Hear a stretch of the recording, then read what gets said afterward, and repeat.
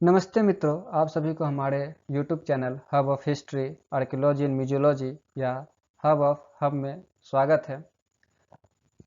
आज हम लोग NTA UGC नेट JRF के लिए आयोजित की जाने वाली परीक्षा जून 2023 के आर्कियोलॉजी और एंशियंट हिस्ट्री से रिलेटेड PYQ को सॉल्व करना शुरू करेंगे। ये वीडियो का दूसरा भाग है। आप लोगों से सभी से विनम्र निवेदन है कि इस वीडियो को लाइक करें, कमेंट करें, शेयर करें और इस वीडियो का PDF के लिए हमारे सोशल मीडिया टेलीग्राम चैनल पे आप जाके हब ऑफ हम में पा सकते हैं। इसका लिंक डिस्क्रिप्शन में दिया गया है।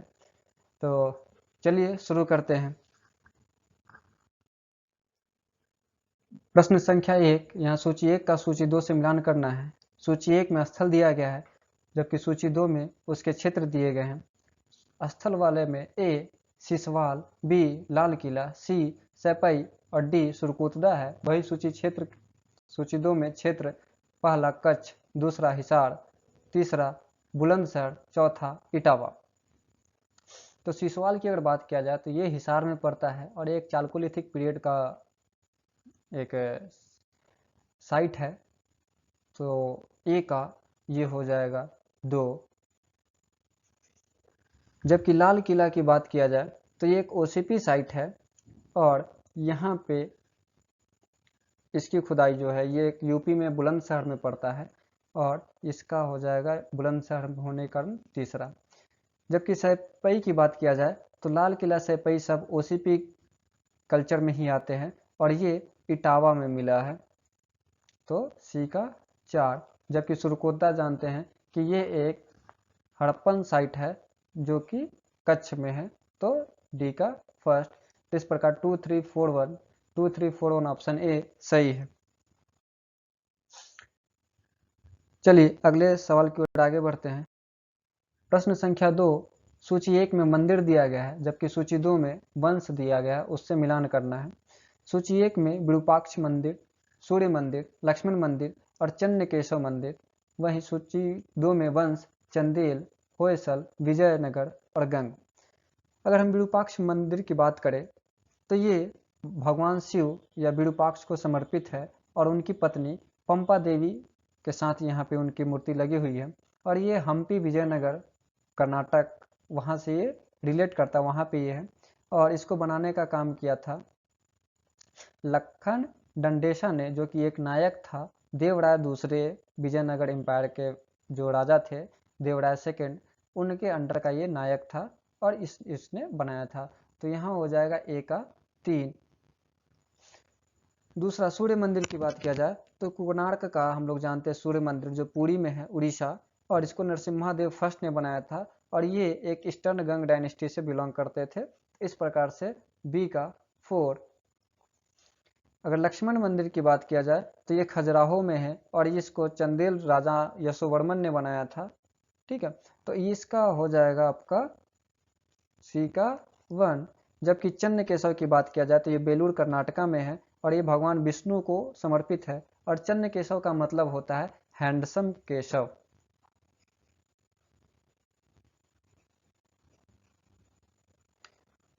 और ये होयसल राजा विष्णुवर्धन के द्वारा बनाया गया है। तो ये डी का हो जाएगा 2। तो इस प्रकार से 3412 ऑप्शन सी इसका सही जवाब होगा। चलिए अगले सवाल की ओर आगे बढ़ते हैं। प्रश्न संख्या 3, सूची 1 को सूची 2 से मिलान करना है। सूची 1 में परखम यक्ष, नृत्य नटराज, त्रिमूर्ति और सालभंजिका मूर्ति का विवरण है, जबकि सूची 2 में उसका स्थान एलिफेंटा के, सांची, मथुरा और मदुरई बताया गया। तो परखम यक्ष की बात किया जाए तो ये एक मथुरा आर्ट है और ये आर्ट ऑफ जो मौर्यन कला का मथुरा आर्ट जो स्कूल चलता था उसमें है और ये अभी मथुरा के म्यूजियम में संग्रहित है। इसकी ऊंचाई 2.6 मीटर है। तो ये हो जाएगा ए का 3। जबकि नृत्य नटराज की बात किया जाए तो इसको पिछले सवालों में मैंने बताया था कि जो चोल राजवंश था उन्होंने ब्रॉन्ज के ढेर सारे ऐसे मूर्तियाँ स्कल्पचर्स बनाए उसमें का नृत्य नटराज, डांसिंग नटराज जो है ओरिजिनल है, और ये आज के समय मदुरई में पड़ता है, और वो चेन्नई के म्यूजियम में अभी देखने को संग्रहित करके रखा गया है। तो बी का 4। वही अगर हम त्रिमूर्ति की बात की जाए तो त्रिमूर्ति जो है एलिफेंटा की गुफा में है, और ये काफ़ी फेमस है, तो सी का 1 हो जाएगा।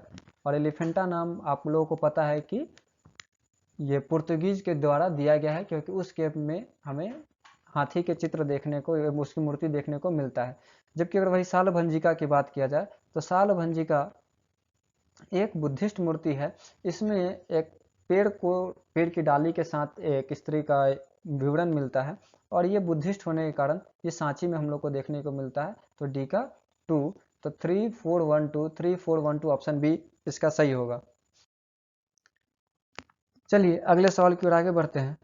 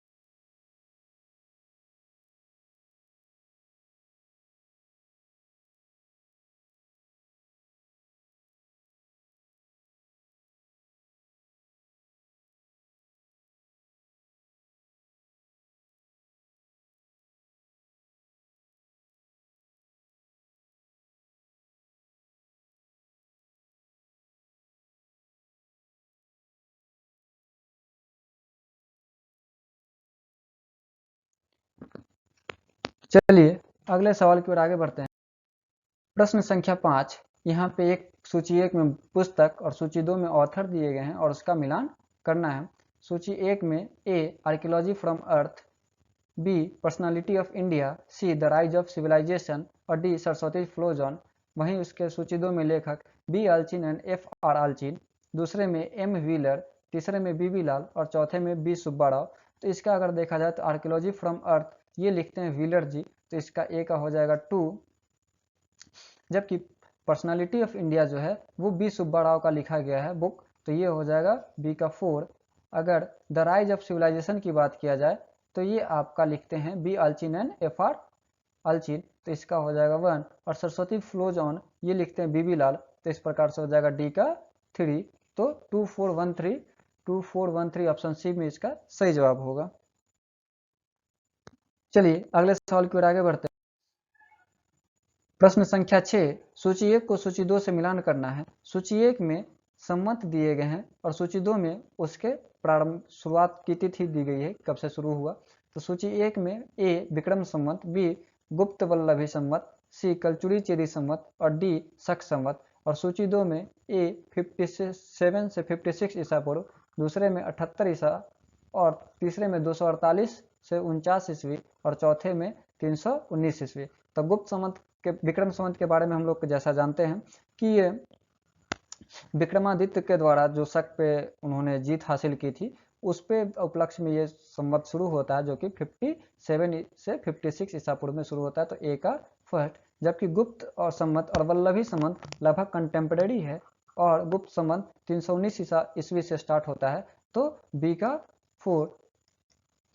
जबकि कलचुरी की बात किया जाए तो ये 348 से 49, तो सी का 3 हो जाएगा। और जबकि वही शक संवत की बात किया जाए तो ये कनिष्क के द्वारा शुरू किया गया है, जो कि 78 ईस्वी में शुरू किया गया था। तो इस प्रकार से 1432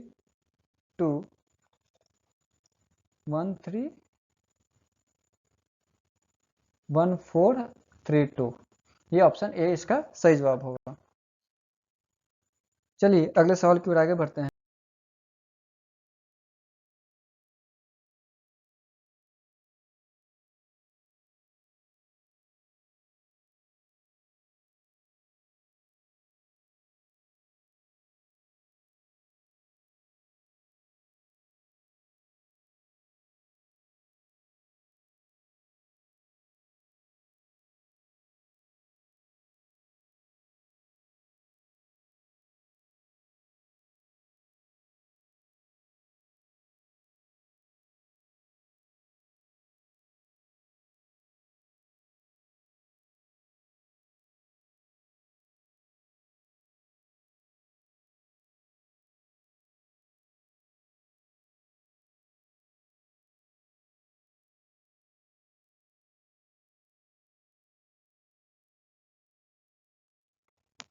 चलिए अगले सवाल की ओर आगे बढ़ते हैं।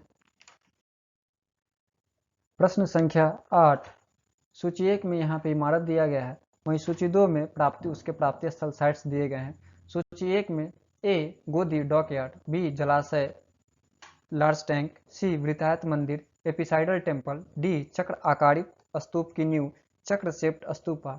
वहीं सूची 2 में पहला लोथल, दूसरा श्रृंगवेरपुर, तीसरा संग और चौथा नागार्जुन कोंडा। तो गोदी की अगर बात किया जाए तो हड़प्पा कालीन स्थल है और यहाँ से एक डॉकयार्ड मिलता है जो कि काफ़ी फेमस है। दूसरा बृहद जलाशय, ये आपका श्रृंगवेरपुर में मिलता है। वृत्तायत मंदिर की बात किया जाए तो ये शौक में मिलता है और वही चक्र आकार के स्तूप की नींव हमें नागार्जुन कोंडा मिलती है। इसलिए 1 2 3 4 ये ऑप्शन बी में इसका दिया गया है। इसका सही जवाब होगा ऑप्शन बी। चलिए अगले सवाल की ओर आगे बढ़ते हैं। प्रश्न संख्या 9। सूची 1 को सूची 2 से मिलान करना है। यहाँ पे प्रागैतिहासिक चरण प्री हिस्टोरिक फेज सूची 1 में दिया गया है, जबकि उसके प्राप्ति स्थल साइट्स सूची 2 में दिए गए हैं। तो सूची 1 में ए मध्यपूरा प्रस्तर मिडिल पैलियोलिथिक, बी उच्च पूरा प्रस्तर अपर पैलियोलिथिक, सी मध्य प्रस्तर मेसोलिथिक और डी नव प्रस्तर नियोलिथिक। प्राप्ति स्थल में पहला पाटने, दूसरा नेवासा, तीसरा कुलडीहवा और चौथा सराय नहर राय। तो अगर हम लोग पाटने की बात किया जाए तो ये आपका कोल्हापुर महाराष्ट्र में पड़ता है। अपर पैलियोलिथिक एज में आता है और 1970 में शंकर राव के द्वारा इसकी खुदाई होती है और यहाँ से शुतुरमुर्ग के अंडे के छिलके मिलते हैं। तो ये अपर पैलियोलिथिक आपका हो जाएगा बी का 1। अगर हम लोग बात करते हैं नेवासा का तो ये अहमदनगर महाराष्ट्र में और ये एक मिडिल पैलियोलिथिक कल्चर आ जाता है। तो इस प्रकार से ए का 2। मध्य प्रस्तर मेसोलिथिक की अगर बात किया जाए, कुलडीहवा की अगर बात किया जाए तो कुलडीहवा अपने राइस वर्ल्ड में सबसे पहले राइस का जो कल्टीवेशन है, खेती यहीं से शुरू होता है लगभग 6500 BCE और ये एक नियोलिथिक कल्चर है। तो ये आपका डी का 3। जबकि सराय नहर राय एक क्या है मेसोलिथिक साइट है और यहाँ से 11 मानव समाधि और 8 गर्त चूल्हे का साक्ष्य मिलता है और यहाँ पे केसी ओझा इसका उत्खनन करता है। तो सी का 4। तो 2 1 4 3 2 1 4 3 ऑप्शन ए इसका सही जवाब है। चलिए अगले सवाल की ओर आगे बढ़ते हैं। प्रश्न संख्या 10। निम्न स्थलों को कालक्रम में व्यवस्थित कीजिए। Arrange the following site in chronological order. Option A टेढ़ा अमाटा, दूसरा ला माइकोक, सी तीसरा आबड़ी पटौद और चौथा ला वालोने। तो अगर इसकी बात किया जाए तो टेढ़ा माटा ये एक लोअर पैलियोलिथिक कल्चर है और यहाँ पे फायर का डोमेस्टिकेशन की आग को जलाने की जो विधि है इसकी यहाँ पे खोज हुई लगभग 4 लाख BC के करीब में इसकी गिनती की जाती है। जबकि अगर बात करते हैं तो इनको BCE, जबकि ला मैक्वे की बात करते हैं तो ये लगभग आपका नियंडरथल मैन के बारे में जानकारी देता है और इस प्रकार से इसका अगर टाइम पीरियड देखा जाए तो ये भी 4 लाख से 1,30,000 के बीच में इसका टाइम पीरियड देखा जाता है।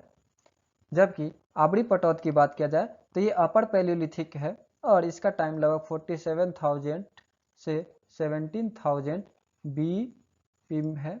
जबकि ला वॉलेनेट की बात किया जाए या ला वॉलनी की बात किया जाए तो इसका टाइम पीरियड लगभग 1 से 1.5 मिलियन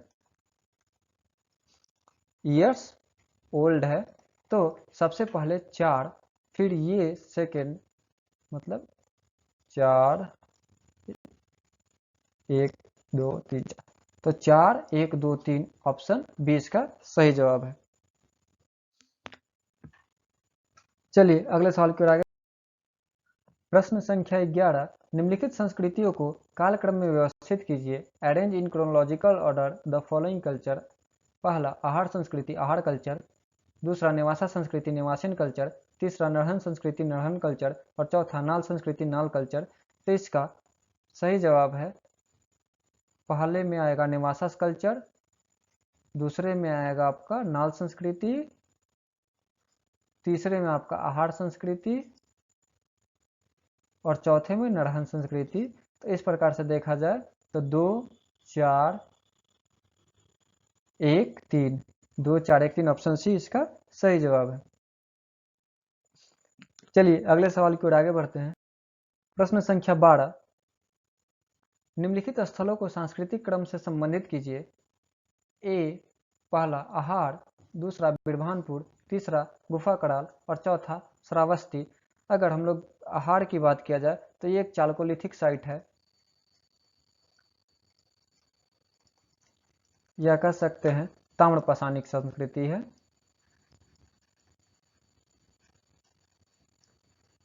जबकि अगर हम बिरभानपुर की बात करते तो एक मेसोलिथिक साइट है।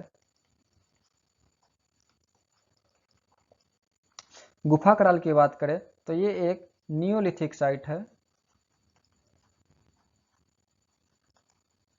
जबकि श्रावस्ती की बात किया जाए तो एक महाजनपद काल का ये एक कैपिटल है।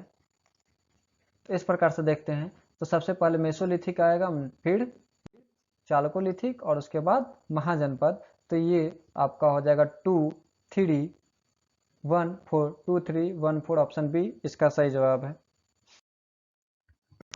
चलिए अगले सवाल की ओर आगे बढ़ते हैं।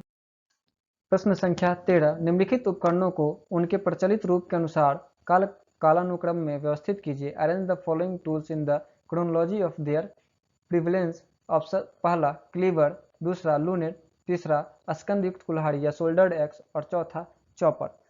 अगर क्लीवर की बात किया जाए तो ये एक लोअर पैलियोलिथिक एज में आता है, और हम लोग लूनेट की बात किया जाए तो ये एक मेसोलिथिक एज का आता है। लिखते चलते हैं, मेसोलिथिक एज और लोअर पैलियोलिथिक एज। और अगर हम लोग स्कंदयुक्त कुल्हाड़ी की बात किया जाए तो ये एक नियोलिथिक है, और जबकि चॉपर चॉपिंग की बात किया जाए तो ये लोअर में भी काफी पुराना है,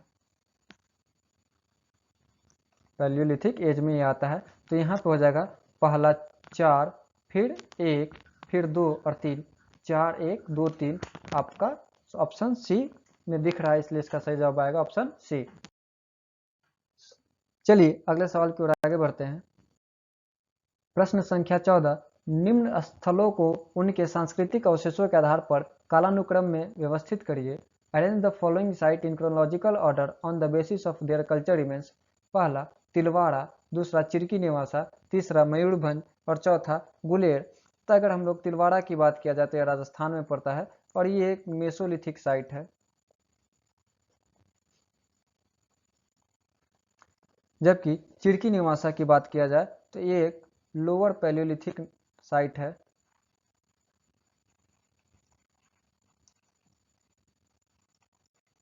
जबकि मयूरभंज की बात किया जाए तो ये एक बुद्धिस्ट साइट है।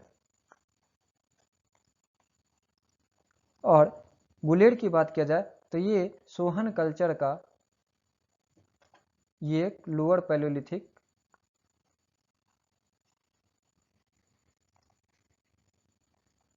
साइट है।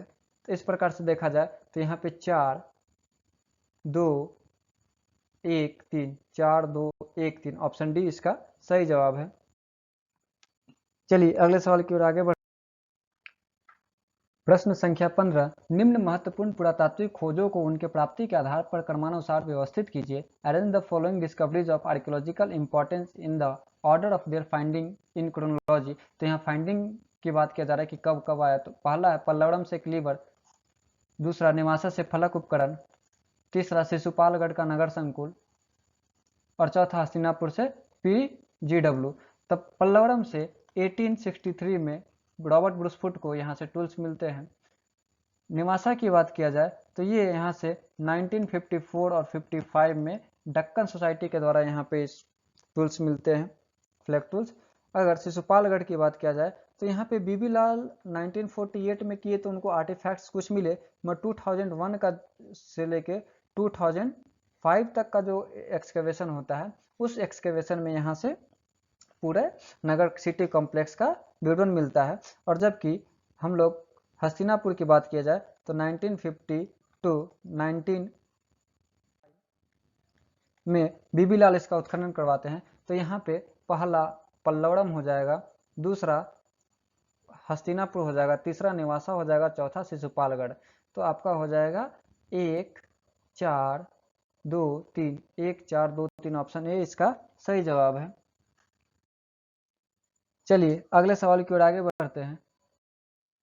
प्रश्न संख्या 16, निम्नलिखित को काल क्रमानुसार व्यवस्थित कीजिए। Arrange the following in chronological order. पहला आहत मुद्राएं, पंचमार्क कॉइन्स, दूसरा वराह प्रकार के सिक्के, वराह टाइप कॉइन्स, तीसरा अर्जुनायनों के मुद्राएं, कॉइन्स ऑफ अर्जुनायंस, और चौथा नहपान के सिक्के, कॉइन्स ऑफ नहपान।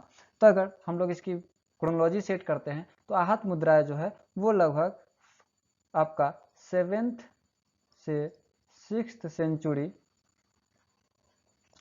BCE से लेके आपका 1st AD तक ये चलता है। जबकि वराह प्रकार के सिक्का देखा जाए तो ये विजयनगर एम्पायर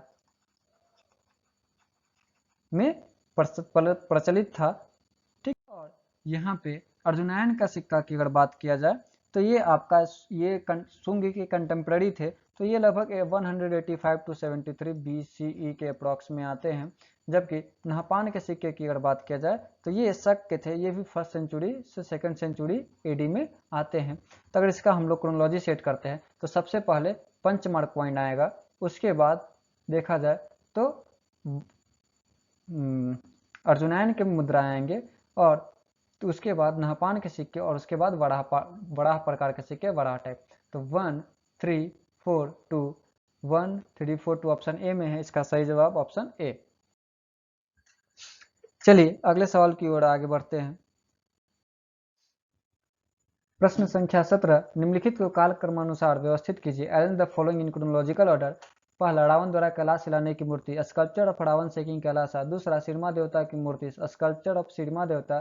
तीसरा कल्याण सुंदर मूर्ति, कल्याण सुंदर मूर्ति स्कल्पचर यहाँ पे होगा। और चौथा पर्यंक ललितासन मुद्रा की सूर्य प्रतिमा, सन आइकन इन पंच पर्यंक ललितासना। तो अगर रावण के कैलाश हिलाने की मूर्ति देखा जाए तो यह हमें एलोरा केव से मिलता है, जबकि सिरमा देवता जो एक यक्ष है वो हमें भड़हुत से मिलता है। कल्याण सुंदर मूर्ति का पहला एविडेंस हमको एलिफेंटा केव से मिलता है, जबकि पर्यंक ललितासन मुद्रा की सूर्य प्रतिमा हमें खंडगिरी गुफा के गुफा संख्या 3, जिसे अनंत गुफा बोला जाता है, वहां से मिलता है। तो इसका अगर हम लोग आंसर देखें तो सबसे पहले भड़हुत केव जो कि शुंग काल का है, तो यहाँ पे पहला हो जाएगा 2। उसके बाद पर्यंक ललितासन मुद्रा की जो कि खारवेल के समय का है, तो इस प्रकार से हो जाएगा 2 के बाद 4। उसके बाद रावण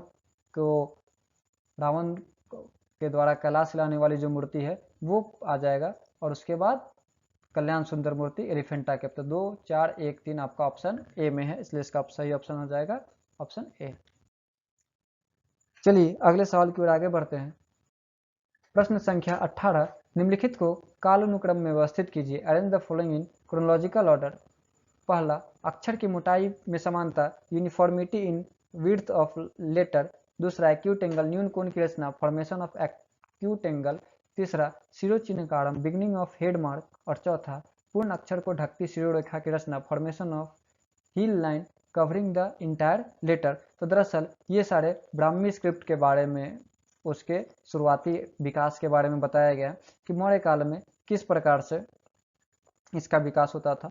तो मौर्य काल के शुरुआती दौर में अक्षर की मोटाई लगभग समान होते जा रही थी, जबकि धीरे धीरे देखा गया कि उस पर हेड मार्क देना शुरू कर दिया गया। जैसे कि हम लोग ब्राह्मी स्क्रिप्ट में क लिखते हैं और क के बाद आ का लिखते हैं, तो उसमें ये इस प्रकार से आ जाता है। तो ऐसी कुछ बातें यहाँ पे इसके विकास की बातें बताई गई हैं।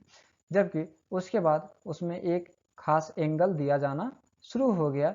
तो यहाँ पे ये पार्ट हो जाएगा फॉर्मेशन ऑफ एक्यूट एंगल। और उसके बाद हम लोग जब गुप्ता पीरियड से 11वीं शताब्दी के बीच में आते हैं तो देखते हैं कि उसके वो ब्राह्मी धीरे धीरे देवनागरी के रूप में जिस तरीके से ढलते चले जाते हैं, उसमें पूरा एक लाइन खींचना शुरू हो जाता है। तो इस प्रकार से देखा जाए तो इसका सही होगा आपका अक्षर की मोटाई 1, फिर 3, फिर 2 और 4। तो आपका हो गया 1 3 2 4, 1 3 2 4, ऑप्शन सी इसका सही जवाब है। चलिए अगले सवाल की ओर आगे बढ़ते हैं। प्रश्न संख्या 19, खारवेल की उपलब्धियों का कालानुक्रम में लिखिए। Arrange the achievement of Kharavela in chronological order. पहला, उत्तरी भारत के राजाओं को आतंकित किया। दूसरा, सातकर्णी के विरुद्ध पश्चिमी भारत में अभियान किया, वेस्टर्न कैंपेन अगेंस्ट सातकर्णी। तीसरा, राजगृह के विरुद्ध अभियान किया, कैंपेन अगेंस्ट राजगृह। और चौथा, राजसूय यज्ञ या राजसूय यज्ञ होगा ये, यज्ञ संपादित किया। तो हम लोग खारवेल का जो हाथी गुम्फा अभिलेख है उससे उसके लगभग 13 साल राजा बनने के बाद 13 साल के जीवन वृतांत उसमें लिखा गया है। और जिसमें कि वो सबसे पहले राजा बनने के बाद देखा जाए तो दूसरे साल में ही वो पश्चिमी भारत पर अटैक करना शुरू कर देता है बिना सातकर्णी के से डरे हुए। जबकि अगर उसके बाद वहां से जो लूटपाट करके आता है उसके बाद वो राजसूय यज्ञ संपादित करता है। और उसके बाद 8वें वर्ष में वो राजगृह के विरुद्ध अभियान करता है। और लगभग 9वें और 11वें वर्ष में वो फिर कहा जाए कि उत्तरी भारत की तरफ पूरा आतंक मचाता है या उस उधर का अभियान, सैनिक अभियान करता है। तो इस प्रकार से देखा जाए तो इसका हो जाएगा पहला 2 4 3 1, 4 2 4 3 1, ऑप्शन सी इसका सही जवाब है। चलिए अगले सवाल की ओर आगे बढ़ते हैं। प्रश्न संख्या 20, अभिकथन मध्य प्रस्तर ने खाद्य उत्पादन मुख्य रूप से वनस्पति तथा पशुपालन की नींव निर्मित की। Mesolithic paved the foundation for food production, mainly domestication of plants and animals. कारण, मध्य प्रस्तर मानव द्वारा नूतनकालीन जलवायु से समव्यवस्था के कारण जनसंख्या में वृद्धि हुई यथा प्राकृतिक साधनों की कमी हो गई। तो अगर इस अभिकथन की बात किया जाए तो उस बात सही है कि मेसोलिथिक एज में धीरे धीरे यहाँ से लोग प्लांट और एनिमल को डोमेस्टिकेशन करना शुरू कर देते हैं, फूड प्रोडक्शन शुरू हो जाता है जो कि न्यूलिथिक एज में जाते जाते पूर्ण हो जाता है। और यहाँ पे जो होलोसीन पीरियड आता है उसमें पॉपुलेशन का बढ़ना शुरू हो जाता है। और उस पानी और जलवायु में जो परिवर्तन होते हैं उससे ये लोग अपना जो जीवन यापन है वो धीरे धीरे हंटर गैदरर से एक डोमेस्टिक या प्लांट पशुपालन और खेती की ओर धीरे धीरे अग्रसर होने लगते हैं। तो इस प्रकार से इसका अभिकथन और कारण दोनों लगभग सही दिखाई पड़ता है, इसलिए इसका सही जवाब होगा ऑप्शन ए और आर दोनों सही है। चलिए अगले सवाल की ओर आगे बढ़ते हैं। प्रश्न संख्या 21, अभिकथन अशोककालीन ब्राह्मी अक्षरों में कुछ विविधता दिखती है। The forms of Ashokan Brahmi alphabet show some variation. कारण, मौर्य काल में ब्राह्मी लिपि में स्थानीय प्रभाव विकसित हो गए थे। The regional effect in Brahmi script was developed during modern period. बात सही है कि अशोक का जो राज्य था काफ़ी लंबे चौड़े एरिया में फैला हुआ था और वहाँ पे अलग अलग जगह पे ब्राह्मी में कुछ कुछ डिफरेंसेस दिखाई देना शुरू हुए थे। तो इसको इतिहासकारों ने पहले तो शुरुआती दौर में 2 पार्टों में बांटा या 2 तरीके से बांटा, जिसमें एक उत्तरी और दक्षिणी तरीके से जो विविधता आई थी वो, और उसके बाद एक और तरीके से बांटा गया जिसमें 3 टाइप बने, जिसमें कौशाम्बी, रामपुरवा आदि के जो भी अभिलेख में ब्राह्मी के अक्षर मिले हैं वो। दूसरा, भरहुत, सांची आदि के तरफ के जो भी अभिलेख मिले हैं उसमें ब्राह्मी के जो अभिलेख है, ब्राह्मी का जो लेख है वो। और तीसरा, धौली, मेरठ, बैराट से भी जो भी ब्राह्मी स्क्रिप्ट मिले हैं वो। उस तीनों में डिवीजन दिखाई पड़ता है। तो इस प्रकार से इसका कहा जाए तो ए और आर दोनों सही है, इसका सही जवाब होगा ऑप्शन ए। चलिए अगले सवाल की ओर आगे बढ़ते हैं। प्रश्न संख्या 22 अभिकथन आरंभिक समय में भागवत धर्म के लिए हेलियोडोरस का बेसनगर स्तंभ अभिलेख साक्ष्य प्रस्तुत नहीं करता। The Besnagar pillar inscription of Heliodorus does not provide evidence for the Bhagavata cult at any in early time region. कारण भागवत धर्म जो पूर्व में मथुरा एवं गोपाद्री क्षेत्र में प्रचलित था, गुप्तों के प्रभाव से बेसनगर में प्रचलित हुआ। Bhagavata cult which was earlier prevalent in Mathura and Gopadri region become popular in Besnagar with the influence of Gupta. तो अगर बेसनगर अभिलेख की बात किया जाए तो ये भिलसा विदिशा में है और इसकी भाषा प्राकृत है जो कि लगभग संस्कृत से प्रभावित है। और यहाँ पे यवन शासक अंतिलिखित जो है वो अपना एक दूत भेजता है और वो वहाँ पे बेसनगर पिलर का इंस्क्रिप्शन बेसनगर की स्थापना करता है, पिलर लगाता है जो कि एक गरुड़ स्तंभ लेख है। और तो गरुड़ जो है भागवत धर्म का परिचायक है और वासुदेव के बारे में वो इस अभिलेख में जिक्र मिलता है। तो ये पहली बात तो यहाँ से ही पहले ही गलत हो जा रही कि उससे पहले भागवत धर्म उस समय पे था।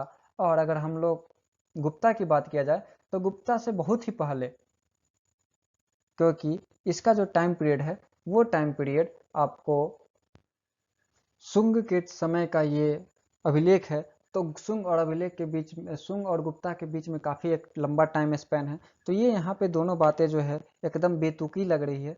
इस प्रकार से ऑप्शन ए और आर दोनों गलत है। इसका सही जवाब ऑप्शन बी होगा। चलिए अगले सवाल की ओर आगे बढ़ते हैं।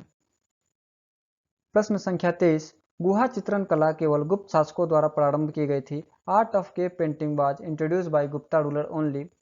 कारण भारतीय इतिहास के अन्य कालों में ज्ञात नहीं था। यहाँ पर गुहा चित्रण की बात किया जाए तो गुहा चित्रण गुप्ता से बहुत पहले, अगर हम लोग स्टोन एज में जाते हैं तो वहाँ से ये स्टार्ट हो जाता है।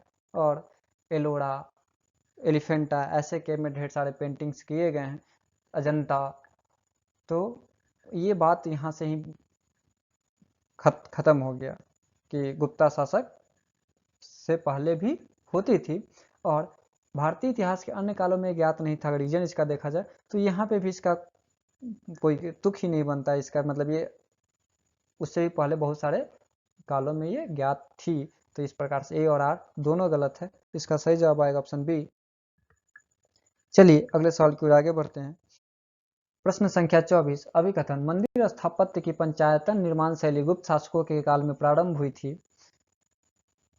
पंचायतन type of temple architect was introduce during the period of Gupta ruler. कारण अन्य राजवंशों के शासकों ने इस शैली को नहीं अपनाया। The ruler of other dynasty have not followed this type. तो अगर हम भारत में मंदिर की स्थापना शैली की अगर बात करते हैं तो ये गुप्त, खासकर हिंदू मंदिर का, तो ये गुप्त काल से शुरू होता है। और गुप्त काल में शुरू में जो मंदिर बनते थे उसके ऊपर छत होता था जो कि लगभग 320 से लेके या 350 से लेके आपका 550 तक के अप्रॉक्स में ये छत वाले होते थे। जबकि 550 से लेके किया जाए तो यहाँ पे जो मंदिर बनने लगे वो शिखर युक्त बनना शुरू हो गया। और शिखर युक्त में एक मेन गर्भगृह के बाद बाहर में चारों कोनों पे 4 छोटे छोटे मंदिर भी बनाए गए। और इस प्रकार के मंदिर बनाने के शैली को ही पंचायतन शैली बोला जाता है कि जो कि गुप्त शासकों के काल में ही प्रारंभ हुई। तो अभिकथन एक सही सही है। जबकि यहाँ बोला जा रहा है कि अन्य वंशों के शासकों ने इस शैली को नहीं अपनाया। तो ये बात गलत है क्योंकि ये इसके बाद ये धीरे धीरे और भी ये नागर शैली के रूप में विकसित होते गई और अलग अलग राजाओं ने इसको अनुसरण किया। तो इस प्रकार से ए सही और आर गलत। ऑप्शन सी इसका सही जवाब है। चलिए अगले सवाल की ओर आगे बढ़ते हैं। प्रश्न संख्या 25 प्रारंभिक सिंध चरण प्रत्येक दृष्टि से सभ्यता का संरचना काल है जब संपूर्ण क्षेत्र में जनसंख्या की निरंतर वृद्धि, समस्त प्रकार के व्यापार व संपर्क की वृद्धि तथा एकीकृत संभव विचारधारा का आरंभ हुआ।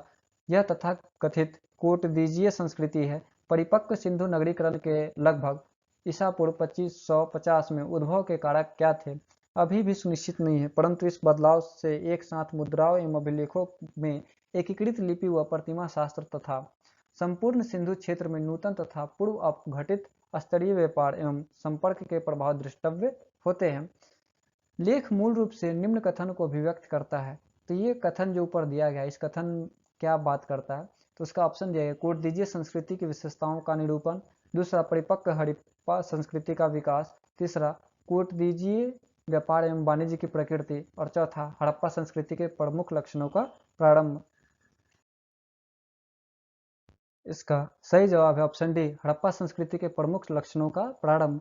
कोडदीजी, आमरीनाल, कुल्लू, ये सारे जितने जो प्राक या पूर्व हड़प्पा सभ्यता के जो संस्कृति थे, वो उसके हड़प्पा संस्कृति में जो भी नई नई चीज़ें आने वाली थी उसके लक्षण वो दिखा रहे थे। तो ये आज का क्वेश्चन था, ये काफ़ी ज़्यादा एक लंबा सेशन चला गया।